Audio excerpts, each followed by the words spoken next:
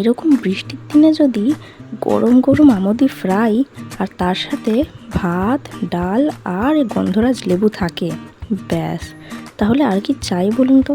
তাই আজকে বানিয়ে ফেললাম বাড়িতেই গরম গরম আমুদি ফ্রাই। চলুন দেখে নিই কী করে বানালাম। প্রথমেই একটা বাটিতে একে একে ময়দা, কর্নফ্লাওয়ার, চালের গুঁড়ো, একটু কালো জিরে, পরিমাণ মতন হলুদ আর একে একে স্বাদ মতন নুন নিয়ে নিলাম। এবারে পেঁয়াজ, আদা, রসুন, কাঁচা লঙ্কা আর 2-4টে গরম মশলা দিয়ে তৈরি করে রাখা একটা মশলা দিয়ে দিলাম। এখন সব কিছু ভালো করে একসাথে জল দিয়ে অল্প অল্প করে মিশিয়ে নেব। মনে রাখবেন ব্যাটারটা একদম স্মুথ করে মেশাতে হবে, যাতে কোনো লাম্পস না থাকে। দেখতেই পাচ্ছেন যেভাবে মেশাচ্ছি সেভাবেই মিশিয়ে নেবেন। কোনো লাম্পস থাকলে কিন্তু ভালো হবে না ব্যাটারটা।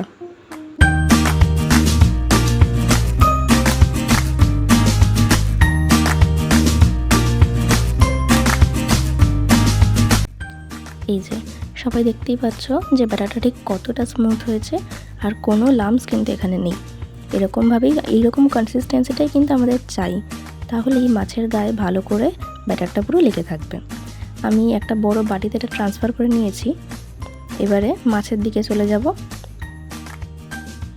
এখানে আমি 250 গ্রাম মতন মাছ নিয়েছি, আমুদি মাছ নিয়েছি। এবারে এই মাছগুলোর মধ্যে একটু গন্ধরাজ লেবু মাখিয়ে রেখে দেবো 10 মিনিটের জন্য রেস্টে।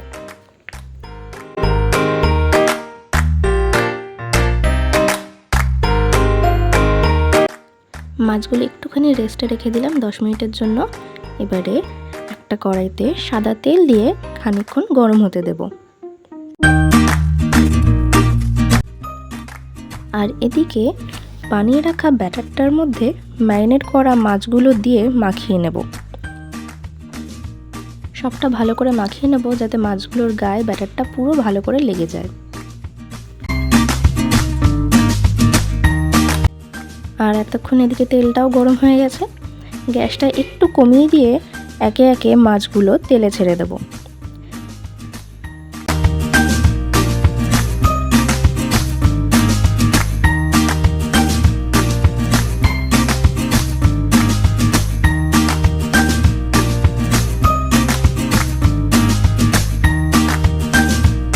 মাছগুলো ভালো করে একটা দিক ফ্রাই হতে দেব।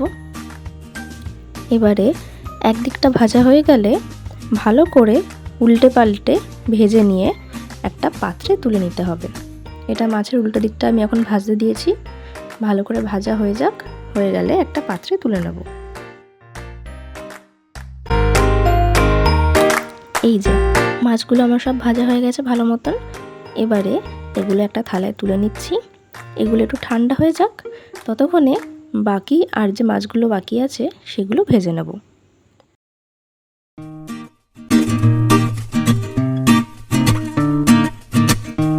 এরপরে আবার একইভাবে বাকি মাছগুলো আমি ভেজে নেব।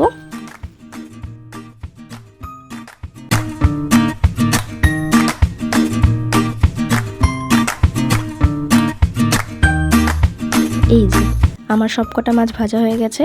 এবার এগুলোকে একটু ক্রিস্পি আর মুচমুচে হওয়ার জন্য আবার আরেকবার ডিপ ফ্রাই করে নেব, তাহলে জিনিসটা খেতেও কিন্তু বেশ মুচমুচে হবে।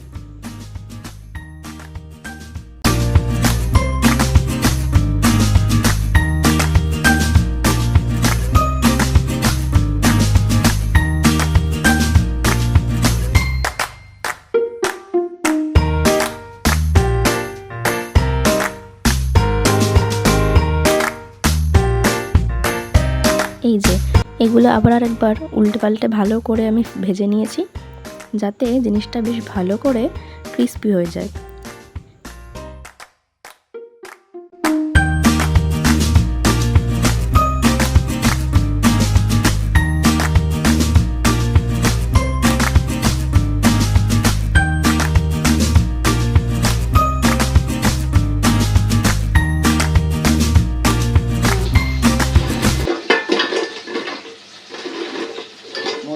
তোমরা শুনেই বুঝতে পারছো যে জিনিসটা কতটা মুচমুচে হয়েছে। ব্যাস, একদম তৈরি আমাদের আমুদি ফ্রাই। এবারে সন্ধেবেলার চা অথবা গরম গরম ভাতের সাথে সার্ভ করার জন্য একদম রেডি ক্রিস্পি অ্যান্ড টেস্টি আমুদি ফ্রাই। বাড়িতে বানিয়ে অবশ্যই আমাদেরকে জানাবেন যে আপনাদের কেমন লাগলো। ধন্যবাদ।